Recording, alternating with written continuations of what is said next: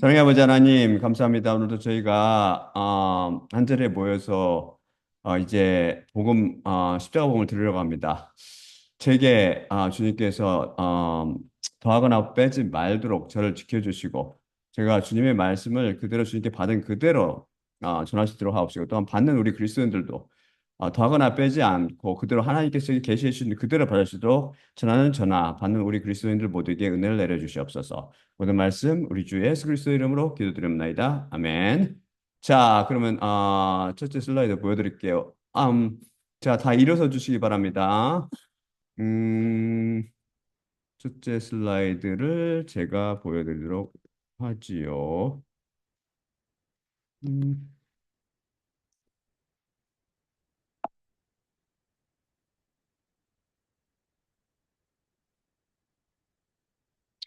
음, 옆, 갈라디아서입니다. 2장 20절.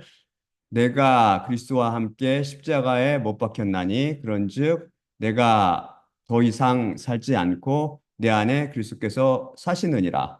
이제 내가 육신 안에 사는 것은 나를 사랑하시고 또한 나를 위하여 자기 자신을 내주신 하나님의 아들을 믿는 믿음 안에서 사는 것이라. 자, 앉아주시기 바랍니다. 오케이. 우리는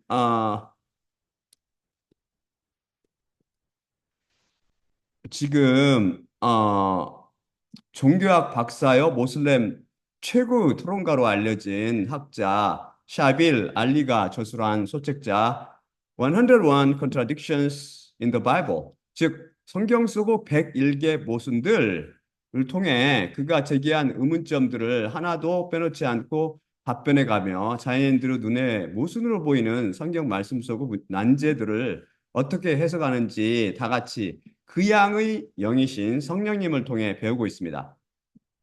우리는 동시에 이에 대한 풀이로 기독교 학자를 대표하여 오리엘 델트란 듀마논이라는 사람이 쓴 책 Answers to Alleged 101 Contradictions in the Bible, 즉 성경 속의 101개의 모순이라고 주장되는 것들에 대한 답변을 통해 알리가 제기한 의문에 대한 신학자들의 풀이를 비교하여 살펴보고 있습니다. 저는 큰딸과 아래로 두 아들들을 두고 있는데요. 아이들이 다 커서 각각 미국의 다른 지역에 살고 있습니다. 그래서 일요일 예배를 드릴 때 줌을 이용해서 다 함께 모여 예배를 같이 드리려고 노력합니다. 예배 후 제가 설교에 대한 소감을 묻거나 제대로 듣고 이해했는지 체크하는데요. 지난주 설교 후에 아들 중 하나가 영어로 아빠 설교에 지나치게 derogatory 한 표현들이 있는 것 같아요. 그것은 다른 사람들이 듣기에 너무 독불장군식으로 비춰질 수 있다는 생각이 듭니다. 라고 지적하더군요. 종교인들을 얕잡아 보고 폄하한다는 뜻입니다. 그래서 남에게 오해를 불러일으키고 제 설교에 대해 부정적 영향을 미쳐 마음문을 닫게 만들 수 있다는 조언이었습니다. 그런 의견은 처음이 아니었지만 항상 나를 인도하시는 분은 하나님이시니 난 그분께서 인도하시는 대로 설교를 준비하고 설교 말씀을 전할 뿐이란다. 하나님께서 필요하다고 생각하시면 내 마음을 움직여 주시겠지라고 대답하곤 했지요. 하지만 지난주에는 그 조언이 이상하게 제 마음에 못 박히더군요. 그리고 2주 전에 이런 일이 있었습니다. 딸 아이가 꿈을 꿨는데 자기가 천국, 꼭 하늘대로 왕국에 있었는데 자기가 자기 자신이 아니라 다른 그리스도인들과 함께 우리가 되어 있었고 남들과 함께 마음을 공유하고 있었다고 말했습니다. 그래서 남의 마음을 자기 마음처럼 느끼고 이해할 수 있었대요. 내가 아니라 이철수이고 김영희이며 또한 내가 하나님이 되어서 예수님이 되어서 예수님께서 나를 사랑하시듯 내가 나를 사랑하고 또한 내가 내 이웃을 내 몸처럼 사랑할 수 있었다고 말했습니다. 여느 천국 이야기와 차원이 사뭇 다르지요. 제가 그 말을 듣는 순간 매우 영적이며 초월적인 생각이라고 받아들여졌습니다. 왜냐하면 이 모든 것이 바로 예수 그리스도, 즉 그분의 영으로 말미암아 가능하기 때문이죠. 그런데 항상 그렇듯이 오직 성경으로 이 원칙에 의해 그 생각이 성경에 의해 뒷받침되지 않으면 그냥 한낱 꿈에 비롯한 가설에 지나지 않습니다. 그래서 제가 또한 항상 그렇듯이 머릿속으로 제 성경 말씀을 뒤졌죠. 그래서 나온 구절이 다음입니다. 다음 구절을 제가 보여드리도록 할게요. 어,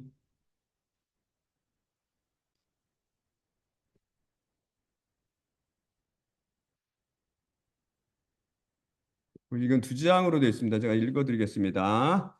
첫 번째 슬라이드입니다. 고린도전서 12장 12에서 28절입니다. 왜냐하면 몸이 하나이나 많은 지체들을 가지고 있는 것과 같이 또한 몸의 모든 지체들이 많지만 한 몸이기 때문이라.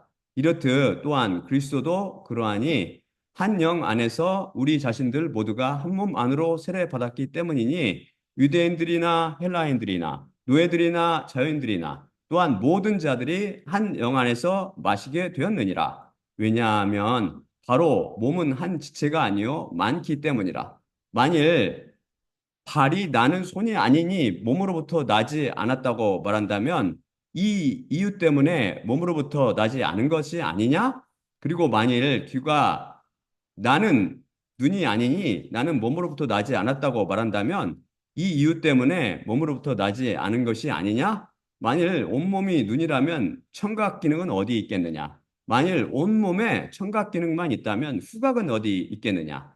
하지만 지금 하나님께서 지체들을 두셨으니 그분께서 원하셨던 대로 그들의 각각이 몸 안에서 하나이니라. 그러나 모든 것들이 한 지체라면 몸은 어디 있겠느냐? 그러나 지금 지체는 많으나 몸은 하나이니라. 그러나 눈이 손에게 말할 수 있나니 나는 내가 필요 없느니라. 혹 한편 머리가 발들에게 나는 너희가 필요 없느니라.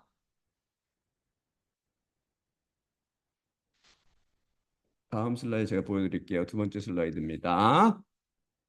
오히려 많이 더 몸이 더 약하다고 생각되는 지체들이 필요하며 몸에서 더 불명예스럽다고 우리가 생각하는 이것들을 더 넘치는 명예를 우리가 두르고 우리의 수치스러운 것들이 더 넘치는 단정함을 가지나 우리의 우아한 것들은 필요를 갖지 않느니라. 오히려 하나님께서는 부족한 것에게 더 넘치는 명예를 주셔서 한데 합치셨으니 몸 안에서 분열이 있지 않고 오히려 서로를 위해서 지체들이 같은 것을 염려하게 하려 함이라. 그리고 만일 한 지체가 고난당하면 모든 지체들이 함께 고난을 당하고 지체가 영광받으면 모든 지체들이 함께 기뻐하느니라. 그런데 너희 자신들은 그리스도의 몸이요 각각 그분의 지체들이니라. 또한 하나님께서 정령 그들을 교회 안에 두셨으니 첫째 사도들이요 둘째 예언자들이요 셋째 선생들이요 그다음이 기능이요 그다음 아니 능력이요 그다음이 치료 은사들이요 부재요 관리요 방언들이 종료들이라. 아,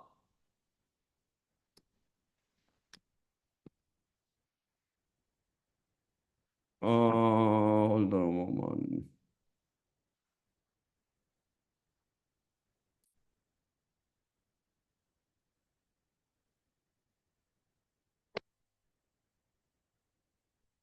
음,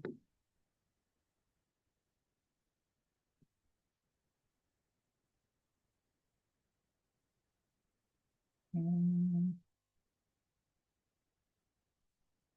제가 어디로 사라지고 우리 딸내미만 있네요. 이게 또, 어,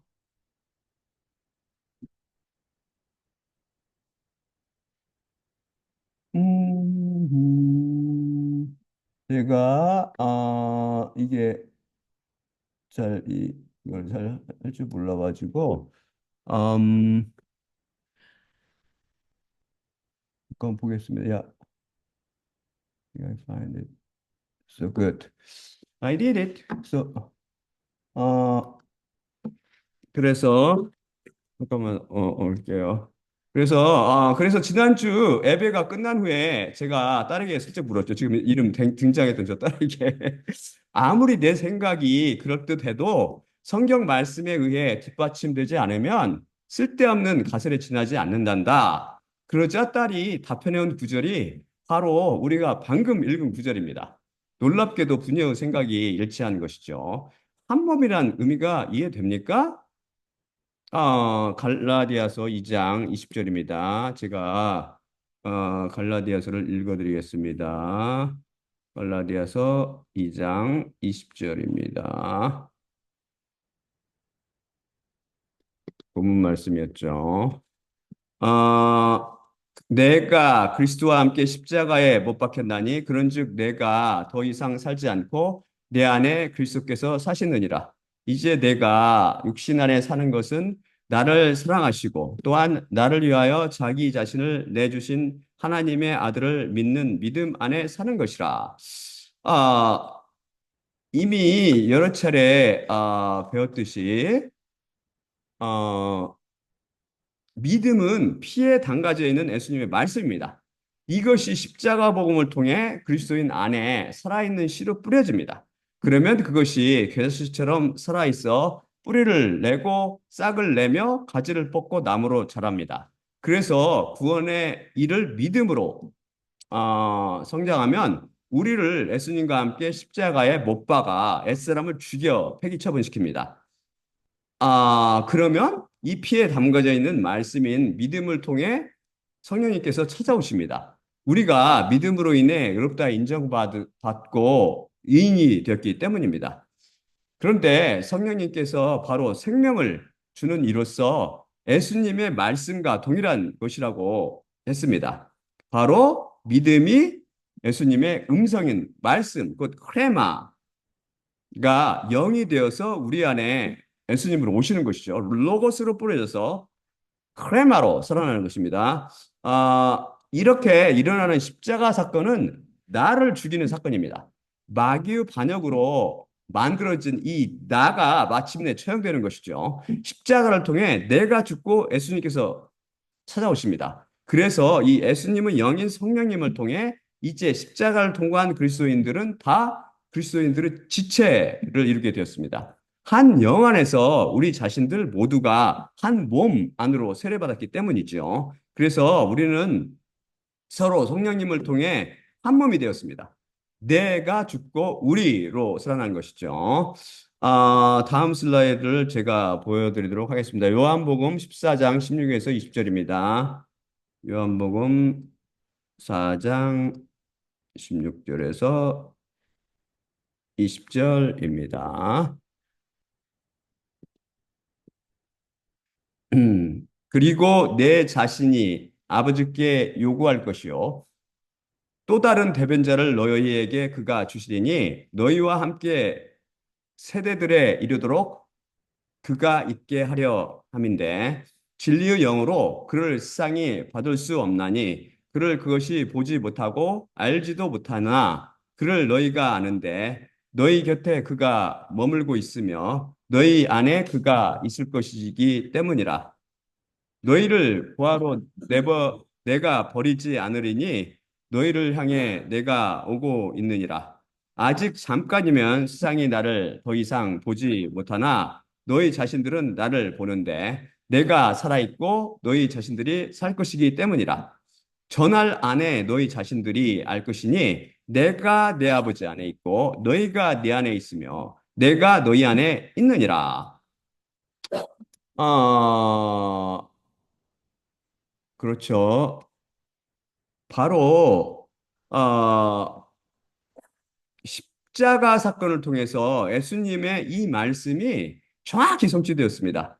제가 대변자라고 번역한 헬라어는 파라클레토스인데 이것의 원어적 의미는 a person called in help, someone to give assistance, or helper in court로 도와주기 위해 불려오거나 도움을 주기 위해 소환된 사람 혹은 법정에서 돕는 자란 뜻으로 영어 번역본들은 comforter나 advocate 및 helper 등으로 번역했고 한글 성경들은 보혜사나 보호자 혹은 협조자 등으로 번역했지만 대변자나 옹호자 혹은 변호사 등이 더 원어의 뜻을 잘 반영합니다.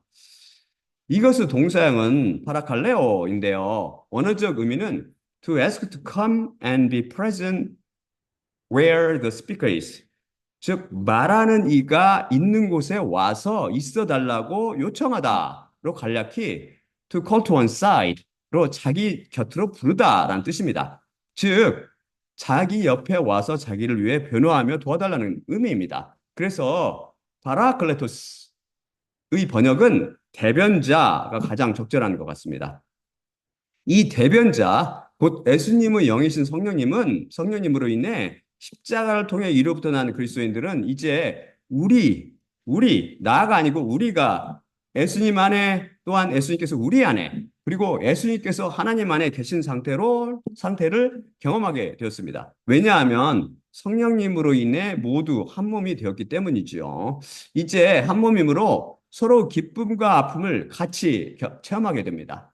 나의 기쁨이 나의 아픔, 나의 아픔이 나의 아픔이 아니라 예수님의 아픔이요. 그리스도인 형제의 아픔이 되었습니다. 또한 나의 기쁨이 나의 기쁨이 아니라 예수님의 기쁨이 되었고 또한 그래서 그리스도 영을 갖고 있는 우리 형제 자매들의 기쁨이 되었습니다. 이해되나요? 그런데 지난주 설교를 마치고 항상 그러하듯 앉아서 제 설교를 다시 들어본 후 유튜브에 올리려고 준비하는데 하나님께서 갑자기 제 마음속에 제가 종교인이라고 얕잡아 폄하하던 이름 모르는 어떤 사람의 마음을 느끼게 해 주셨습니다.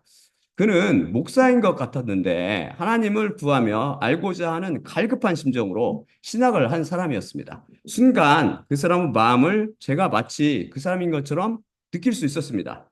그리고 연이어 하나님께서 그 사람을 얼마나 사랑하시는지 또한 하나님의 그를 향한 마음을 제가 느낄 수 있도록 해 주셨습니다. 이 모두 성령님을 통해서지요. 순간 저는 제가 무엇을 잘못하고 있는지 불현듯 깨닫게 되었습니다. 저는 종교와 종교인들을 분별해주며 그들을 말씀에 비추어 비판하는 것이 하나님의 애언자로 부르심을 받은 저의 도리라고 생각했습니다. 그런데 하나님께서 그분께서 원하시는 것이 그것이 아니라고 지적해 주셨습니다. 종교나 다른 복음은 제가 분별해주고 판단할 수 있을지 모르지만 사람은 반드시 하나님 한 분만 판단하시고 심판하신다는 진리입니다. 그분 한 분만 죄가 없으시기 때문이죠. 다음 슬라이드 제가 보여드리겠습니다. 요한복음 8장 1에서 11절입니다.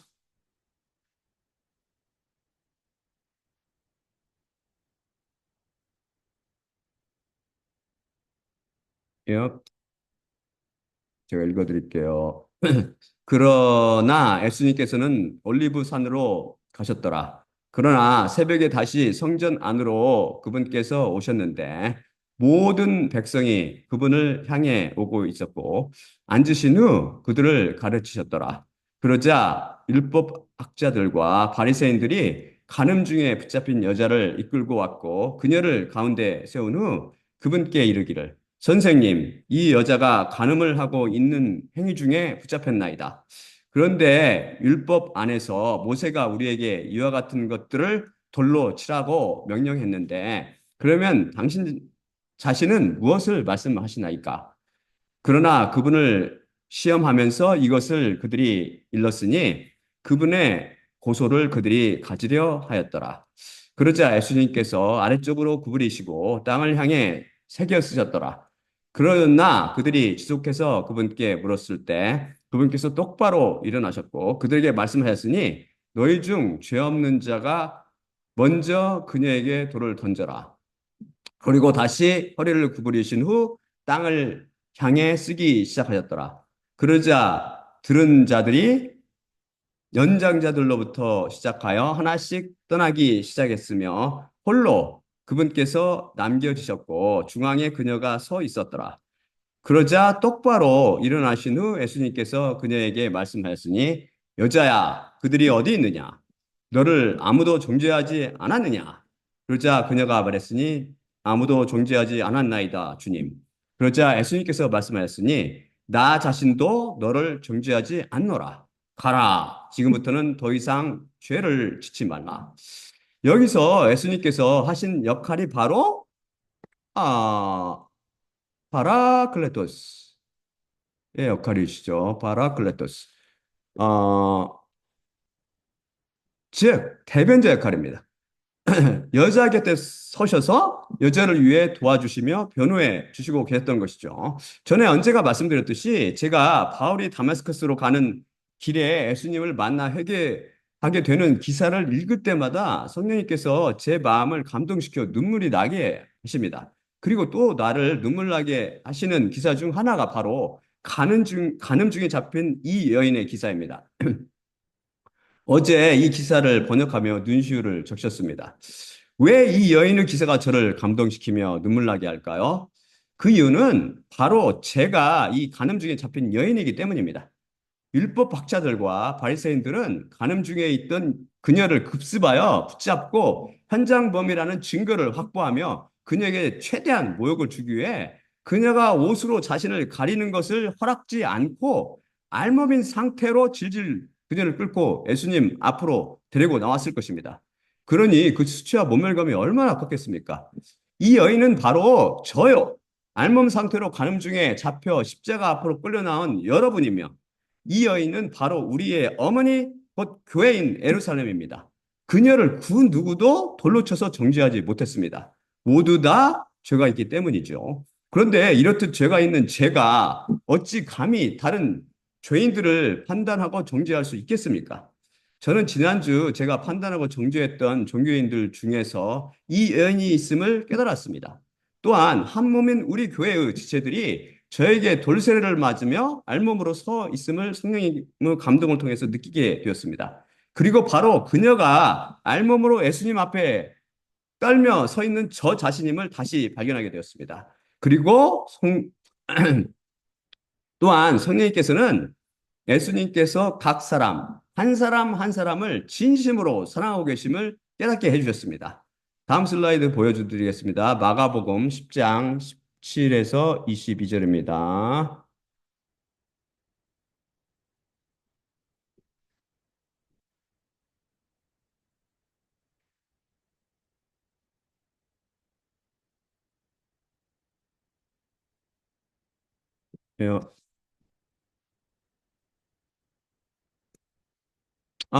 그리고 그분께서 길 안으로 가시고 계셨는데 한 사람이 달려와서 그분께 무릎을 꿇고 그분께 물었으니 선한 선생님이여 영생을 제가 상속받기 위해 무엇을 제가 행하여야 하나이까? 그러자 예수님께서 그에게 말씀하셨으니 왜 나를 선하다고 내가 말하느냐? 하나님 한 분 외에는 아무도 선하지 않노라. 그 계명들을 내가 아느니라. 살인하지 말라, 간음하지 말라, 독질하지 말라, 거짓 증언하지 말라, 속여 뺏지 말라, 내 아버지와 어머니를 공경하라. 그러자 그분께 그가 확언하였으니 선생님, 이 모든 것들을 제 청소년 때로부터 제가 지켰나이다. 그러자 예수님께서 그를 똑바로 쳐다보셨고 그를 사랑하시어 그에게 말씀하였으니 하나가 너에게 결핍하니 가라. 그리고 내가 갖고 있는 것마다 팔아 거지들에게 주라. 그러면 하늘 안에 보물을 내가 갖게 되리니 여기로 와서 나를 따라오라. 그러자 그가 그 말씀에 낙심하였고 근심하며 떠나갔으니 왜냐하면 많은 재물을 그가 갖고 있었기 때문이라. 제, 어, 제 119강, 제 159강, 제 159강에서 우리는 다 같이 이 기사에 관해 배웠습니다. 그런데 재물이 이 부자 청년을 속여 예수님께 나오는 것을 방해했습니다. 그 설교를 다시 들어보세요. 어쩌면 지금쯤 음부에서 고통당하고 있을 이 부자 청년에 대해 성경 말씀은 뭐라고 증언합니까? 그러자 예수님께서 그를 똑바로 쳐다보셨고 그를 사랑하시어 그에게 말씀하셨으니 라고 증언하고 있습니다. 절대 절대 의요 절대 거짓이 없으신 예수님의 말씀이 정확히 예수님의 마음을 살피며 증언하고 있습니다. 비록 부자 청년이 자기 의에 사로잡혀 자신을 의인이라고 착각하고 재물의 욕심에 붙잡혀 예수님도 모르고 음부를 향해 달려가고 있었지만 예수님께서는 그를 사랑하였습니다. 바로 이런 식으로 하나님께서는 온 인류 한 사람 한 사람을 지극히 사랑하고 계십니다. 십자가 위에서 하신 누가복음 23장 34절 말씀, 아버지여 그들을 용서하여 주옵소서. 그들은 자신들이 무엇을 향하고 있는지를 알지 못하나이다 라는 말씀이 참임을 뼈저리 있게 느끼게 되었습니다. 이 불붙는 사랑이 그분을 끝까지 거부하는 자들을 삼켜버릴 질투의 음부와 지옥의 불길이 될 것입니다. 그분은 사랑 자체이시기 때문이죠. 그런데 제가 누길래 하나님께서 사랑하시는 자들을 향해 돌팔매질을 할 수 있겠습니까? 비록 그들을 폄하할 의도는 없었지만 본의 아니게 제 말이 돌멩이가 되어 사람들에게 상처 줄 수 있음을 새삼 깨닫게 되었죠. 저에게 상처받은 그 사람이 나와 한 몸인 교회의 지체라면 어떻겠습니까? 비록 현재는 다른 복음에 속아 미혹되고 있지만 하나님의 백성으로 말씀에 목이 말라 십자가 복음을 들으러 왔는데 저의 말이 독화살이 되어서 그에게 상처를 줬다면 큰 비극이 아니겠습니까? 제가 저희 형제를 향해 돌팔매질하고 활을 쏘며 창으로 찌르고 칼로 배다니요.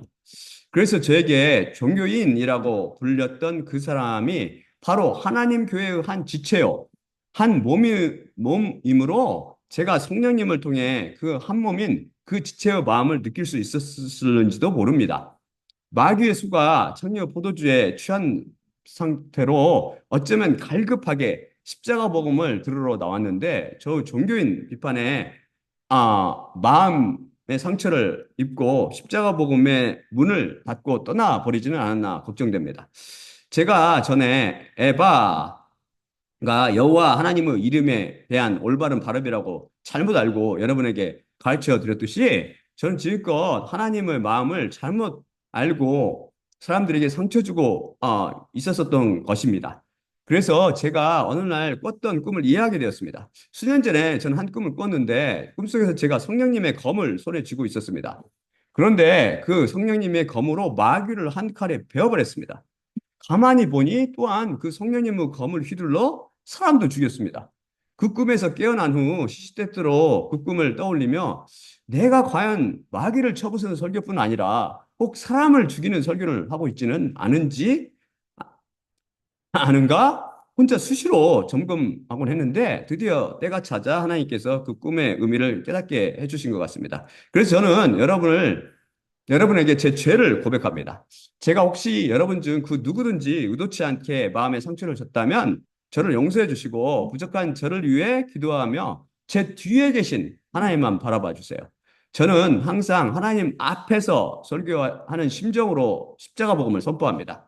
그래서 이게 어떤 목사님이 저한테 그런 추운 거를 하셨어요. 당시 쓴 책을 내가 읽었는데 당시 성령의 감동을 책을 썼는데 하나님 앞에서 하듯이 하고 이게 농담이란지 이런 걸 좀 뺐으면 좋겠다 하더라고요. 그래서 제가 그다음부터는 물론 설교는 농담은 제가 안 하죠. 그래 하나님 앞에서 하는 심정을 합니다. 그래서 가장 높으신 하나님 앞에서 설교하기에 여러분께 때로 반말처럼 들리는 표현을 할 경우가 있을지도 모릅니다. 할아버지 앞에서는 아버지를 높이는 공경어를 쓰면 안 됩니다. 이걸 가장 많이 실수하죠, 사람들이. 할아버지, 아버님께서 이것을 할아버지께 드리라고 하셨어요. 하면 안 되고, 할아버지, 아범이 이것을 할아버지께 드리라고 했어요. 라고 해야 맞습니다. 한때 제가 성경 말씀을 번역할 때 하나님께 대해 어떤 존경어법을 써야 할지 잘 몰라 경어법에 대한 한글 문법, 그다음에 한국 맞춤법을 찾아봤습니다.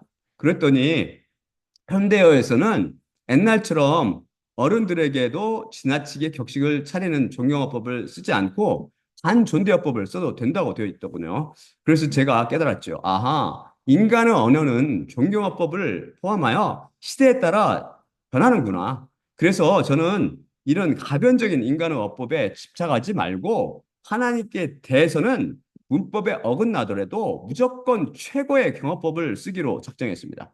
그분은 우주에서 가장 존귀하며 높으신 분 아닙니까?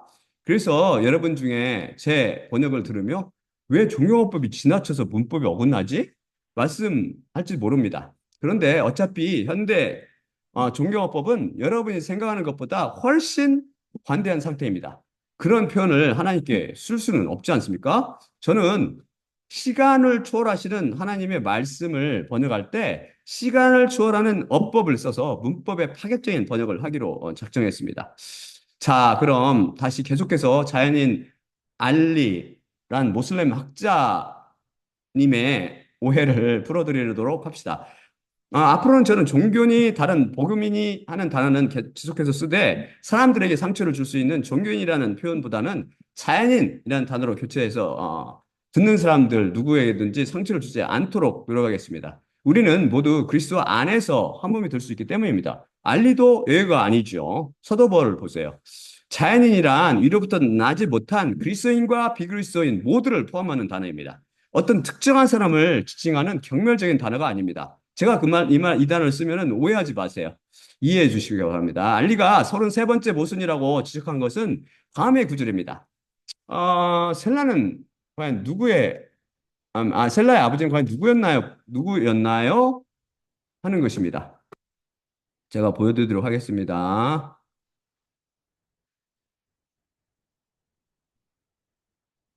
오케이. 다음. 음, 잠깐만요. 그리고 제가 아직은 이제 제가 직접 하거든요. 근데 이게 약간 서툴러 가지고 이해해 주시기 바랍니다. 다음 슬라이드 맞죠? 보이시죠? 이게 저는 원문을 그대로 축제로 번역한 거거든요. 누가복음 3장 35에서 36절 읽어드리겠습니다. 스루그 아들, 루 아들, 벨레그 아들, 에베르 아들, 셀라의 아들, 가이나의 아들, 아르박사스 아들, 셈의 아들, 노아의 아들, 라멕의 아들, 이렇게 되어 있고요. 그 다음에 창세기 11장 10에서 11절은 그리고 아르박삿은 35세를 살았고 셀라를 낳았더라. 그리고 아르박삿이 그의 셀라를 낳음 이후 400년과 30년을 살았고 아들들과 딸들을 낳았더라. 어, 여기서 모두 누가복음은 누가 누구를 낳고로 되어 있지 않고 누구 아들이요로 되어 있습니다. 헬라어 원문은 아들이란 단어가 없고 아버지 이름에 소유격이 붙은 형태로 되어 있는데 이런 소유격 용법을 genitive of relationship, 즉 관계의 소유격이라고 부르며 어떤 사람의 가족 관계를 묘사할 때 쓰고 여기서는 어떤 사람의 아들이란 뜻입니다. 누가복음 3장 35에서 36절을 제가 축자적으로 번역해서 조금 이해하기 어려울 것입니다. 이것을 보다 쉽게 번역해서 보여드리겠습니다. 다음 슬라이드 보여드릴게요.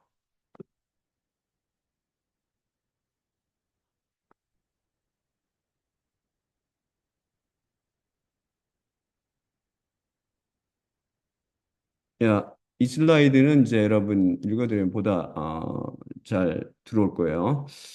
나홀은 스루그 아들이요. 스루그는 루 아들이요. 루는 벨레그 아들이요. 벨렉은 에베르 아들이요. 에벨은 셀라의 아들이요. 셀라는 가이나의 아들이요. 가이나는 아르박사스 아들이요. 아르박사스는 셈의 아들이요. 셈은 노아의 아들이요. 노아는 라멕의 아들이요. 이렇게 되어 있습니다. 누가복음 35, 36절. 그 다음에 창세기 11장 10에서 11절은 똑같죠. 그리고 아르박삿은 35세를 살았고 셀라를 낳았더라.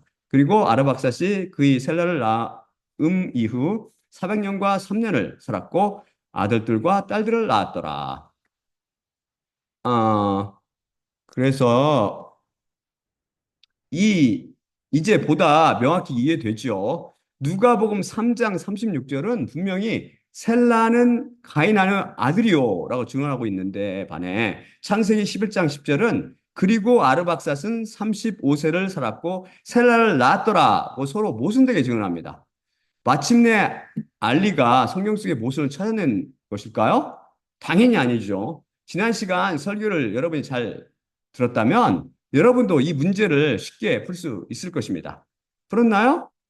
우선 알리의 못을 풀이하려고 힘쓴 그 두마논 그 설명을 볼까요? 하나님께서 알리도 사랑하시고 두마논도 사랑하시며 미국에서는 그 알리 이렇게 알리님이라든지 두마논 미스터 알리 미스터 두마 이런 식으로 안 하고 그냥 이게 이름을 이제 부르니까 저는 절대 폄하하는 의도가 없습니다.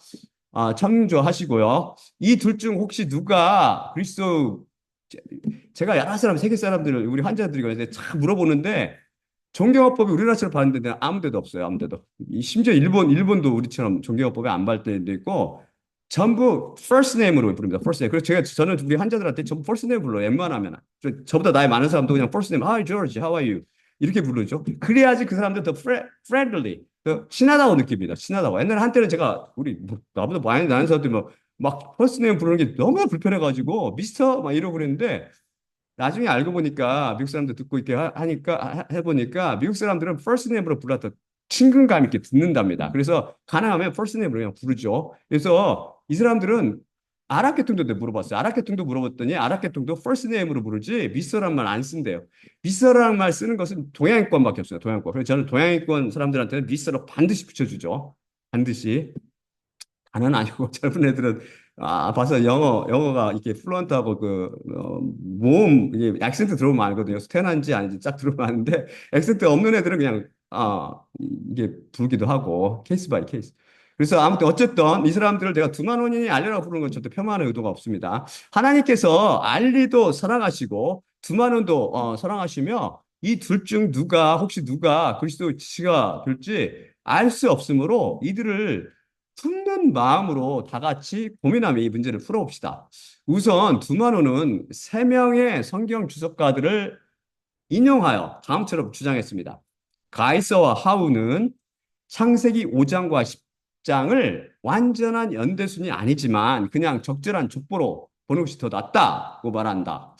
길은 가이난이 많은 헬라 사본들과 라틴 벌게이트 및 모든 동양 역본들에 등장한다. 그러나 이 가이난은 창세기 11장 12절에서 모세에 의해 언급되지 않았으며 구약 성경은 히브리어 사본이니 사마리아 성경 및 탈금 등에도 등장한 적이 없다. 그는 요세푸스죠. 요세푸스 저서나 계보가 반복되는 요세푸스 저서에도 등장하지 않고 그다음에 계보가 반복되는 역대기상 1장 24절에도 언급되지 않았다. 그것은 베자가 쓴 가장 오래된 헬라어 누가 사본에도 없다. 그것은 실제로 72역 곧 septuaginta의 현재 사본에만 등장하지만 원래는 거기에 없었다. 그러므로 누가는 이것을 기록하지 않았으나 누가복음의 초기 부주의한 필사가에 의해 가이난이 삽입된 것으로 보이며 그 이후로 누가복음의 권위를 부여하기 위해 70인역에 기입되었다. 참고로 가장 오래된 헬라어 사본은 길이 잘못 알고 있듯이 베자가 편집한 사본 텍스투스 리셉투스 곧 공인본문이 아닙니다. 우리가 제74강에서 배웠듯이 두 사본이 가장 오래된 성경 전체를 포함하는 사본으로 추정되는데 첫째가 바티칸 사본이죠. 바티칸 사본인 The Codex Vaticanus로 바티칸에 보관되어 있고 다른 하나가 시나이 사본 또는 시내 사본이라고 하는 그 사본 The Codex Sinaiticus인데 런던에 있는 영국 박물관에 있습니다. 브리티시 라이브러리에 보관되어 있죠. 공인 본문을 TR, 그 텍스투스 리셉투스라고 부르며 이것은 머저리티 텍스트 사본들 중 20여 개 및 마이너리티 텍스트 사본들 중 일부를 바탕으로 완성된 특이한 것으로서 사본의 이름이 아니라 데시데리우스 이라스무스라는 말은 들어본 적이 있을지도 모르겠어요, 여러분들이. 그러니까 1516년에 편집하여 출판한 헬라어 성경을 일컫는 말입니다. 이것은 그 이후 스테파누스에 의해서 1550년 및 1551년에 수정되었고 티오도로 이 베자라는 사람, 베자에 의해 다시 수정되는 등 수차례에 걸쳐 수정되었습니다. 흠정역인 킹 제임스 버전은 베자의 TR 1598년 판을 영역한 것입니다. 헬라어를 영어로 번역한 거죠. 저도 책을 썼지만 책들이 자꾸 수정되고 교정되는 이유는 그것들 속에 오류가 있기 때문입니다. 제가 구글 검색해 보니까 킹 제임스 버전이 1611년에 처음 출판된 후 몇 번이나 수정해서 수정판을 냈는지 아세요? 1000번, 무려 1000번에 가까운 수정판을 냈다고 합니다. 이제 중요한 것들만 이렇게 했고 나머지 마이너한 것들, 중요하지 않은 것들, 사소한 것들이 대부분이겠죠. 하지만 킹 제임스 버전이 일자 무어하며 완벽하다며 KJO, 킹 제임스 버전 only를 주장하는 사람들의 생각이 얼마나 문제가 많은지 단적으로 말해주면 제가 몇 시간 지적해 드리잖아요. 하나님께서 예언자들의 입을 빌려 쓰시고 이반 판인을 이용하여 복구하신 원문 히브리어와 헬라어 성경 외에 절대 오류가 없을 수가 없습니다. 없을 수가 없다고요. 음, 여기 베자보다 더 이전에 스테판이 편집 출판한 TR 1550년 판을 찾아보니 분명히 카이난이 들어있습니다. 그 사람은 뭐 거짓말했는지 거짓말 안 했겠죠. 뭐 잘못 봤는지 잘 모르겠어요. 아무튼 배자가 그걸 빼버렸는지 스테판은 그게 더 오래된 판은 절대 아니라고 이게.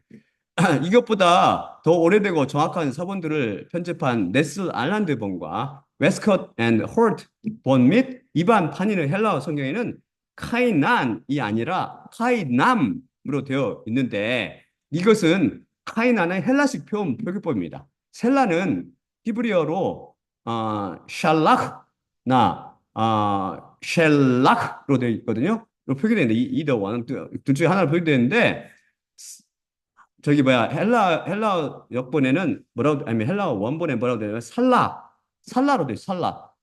이것은 헬라식 표현 표기법이 이것이 살라가 그 아까 그 히브리어 표현 표기법인 것이죠. 마찬가지로 카이남은 카이난의 헬라어 표현 표기법입니다. 오류가 있어서 그런 게 아니고. 그래서 두마노는 또 다른 성경 주석가를 이용하여 말하기를 아르박사스 아드리오 셀라의 아버지인 이 가이나는 성경의 다른 족보에는 나오지 않는다. 창세기 10장 24절, 11장 12절, 역대기상 1장 18절, 역대기상 1장 24절에서 아르박사시 셀라의 아버지가 되었으며 가이난에 대해서는 전혀 언급되지 않는다. 어떤 사람들에 따르면 가이난이 셀라의 성이므로 그 이름을 셀라 가이난으로 읽어야 한다. 참 별것도 다 했죠. 이 매듭을 풀지 못하면 확실히 매듭이 끊어진다라고 주장했습니다. 쉽게 말해서 이런 것들 보면 제가 무시하는 건 아니고 웃음이 나요, 웃음이. 인간들의 이 상상력이 얼마나 뛰어난지 웃음이 난다고요. 쉽게 말해, 원래 누가는 원본에서 가이난이란 이름을 넣지 않았지만 초대 필사가가 실수로 그 이름을 넣었다는 주장과 가이난이 셀라의 아버지의 이름이 아니고 셀라 자신의 성으로 셀라는 셀라 가이난, 셀라 가이난이라는 성명을 갖고 있었다는 주장입니다.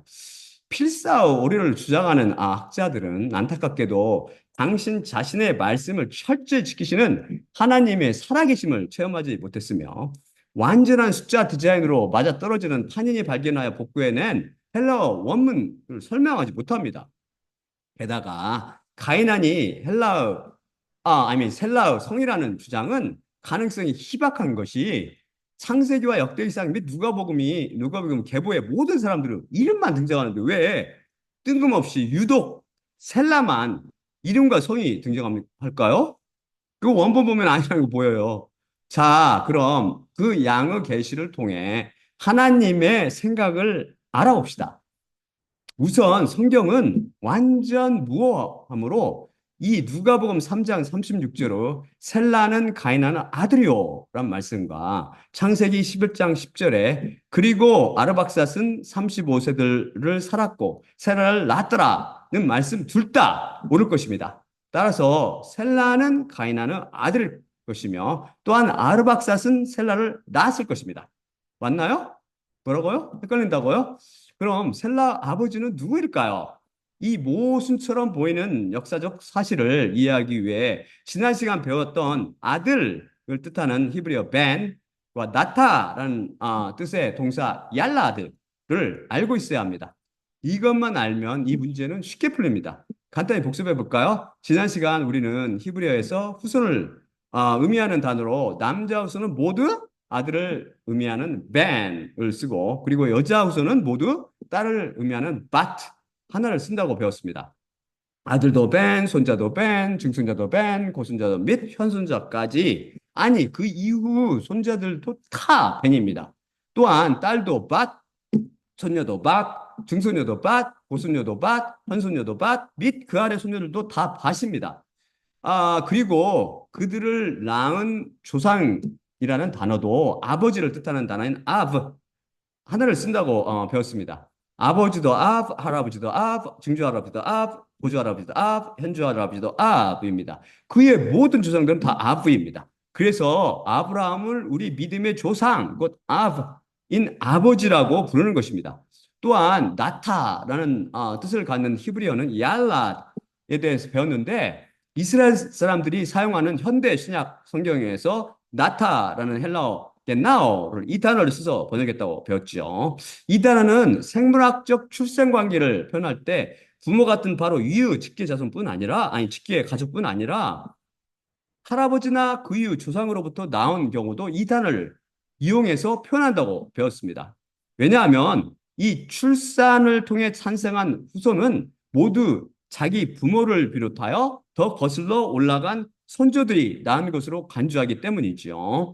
따라서 성경에서 아버지가 아들을 낳는다든지 할아버지 등 선조가 후손을 낳는다는 표현은 모순이 아니라 자연스러운 표현이라고 했습니다. 그래서 현조 할아버지 요람이 우시아를 낳았다는 그 마태복음 1장 8절 말씀과 증조 할아버지 요시아가 여고냐와 그의 형제를 낳았다는 마태복음 1장 11절 말씀이 전혀 모순이나 오류가 아니라고 배웠죠. 결국 이런 기초 지식을 갖고 있으면 누가복음 3장 36절로 셀라는 가인하는 아들이고 란 말씀과 창세기 11장 10절로 그리고 아르박삿은 35세를 살았고 셀라를 낳았더라는 말씀 둘 다 올바르다는 것을 깨닫게 됩니다. 그래서 결국 이 둘을 종합하면 셀라 아버지는 가인 아니고 가인하는 아버지는 아르박삿임을 알 수 있습니다. 그래서 아르박삿은 가인안도 낳고 셀라도 낳은 것이죠. 그럼 누군가가 의문을 제기할지도 모릅니다. 할아버지 아르박삿이 35세에 손자 셀라를 낳았다는 말씀을 어떻게 설명할 수 있어요? 그때 가인하는 너무 어려서 셀라를 낳을 수 없지 않았을까요? 우선 창세기 11장 10절에 그리고 아르박삿은 35세를 살았고 셀라를 낳았더라는 말씀을 풀이해볼까요? 셀라의 할아버지 아르박삿이 35세가 되었을 때 셀라 아버지 가이난이 셀라를 낳았습니다. 즉 아르박삿이 35세 때 셀라가 태어났으며 히브리어식으로 표현해서 아르박삿이 셀라를 낳은 것이죠. 헷갈리지 않지요, 이제. 히브리어 측면에서 이 말씀을 받아들여야 혼동이 안 됩니다. 할아버지가 낳은 거라고 했잖아요. 아버지가 낳은 것과 같이. 그럼 아르박삿이 35세 때 가이난이 셀라를 낳았다면 가이난은 나이가 몇 살쯤 되었을까요? 현대 의학에 따르면 남자는 사춘기 12세, 10내지 12세 사춘기 들어가잖아요. 만 되면 정자를 만들면 여자를 임신시킬 수 있습니다.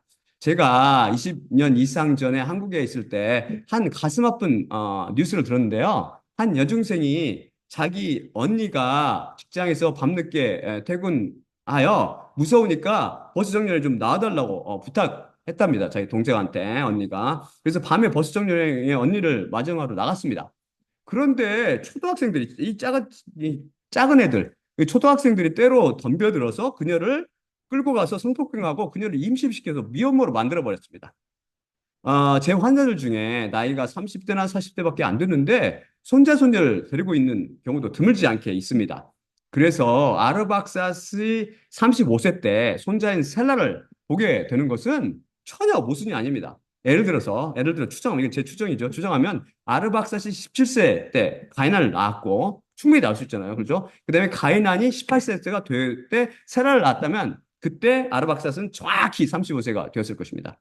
그래서 결국 누가복음 3장 36절에 셀라는 가인하는 아들이요 란 말씀과 창세기 11장 10절에 그리고 아르박삿은 35세를 살았고 셀라를 낳았더라는 말씀 둘 다 모순이 되지 않고 정확히 받게 됩니다.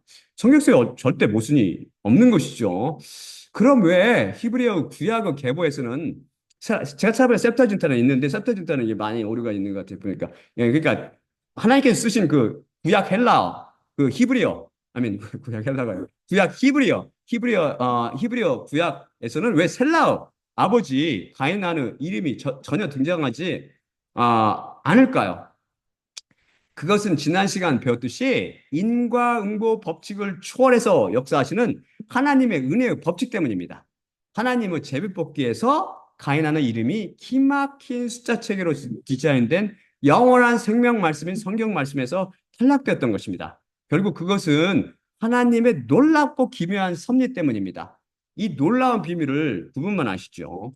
성경 말씀은 살펴볼수록 놀라우며 절대 무호의 책이 절대 무호책이라는 진리를 우리가 다시 깨달을 수 있고 우리가 그 양에 의해서 이 진리가 그 양에 의해서 드러나는 것이 신비스러울 따름입니다. 저는 알리님도 두마노님도 성경 주석가 및 연구가님들 모두 이런 비밀을 통해 하나님의 살아계심을 체험하게 되기를 기도드리겠습니다. 자, 마지막으로 그럼 고린도전서 11장 24에서 26절을 읽고 마치도록 할게요.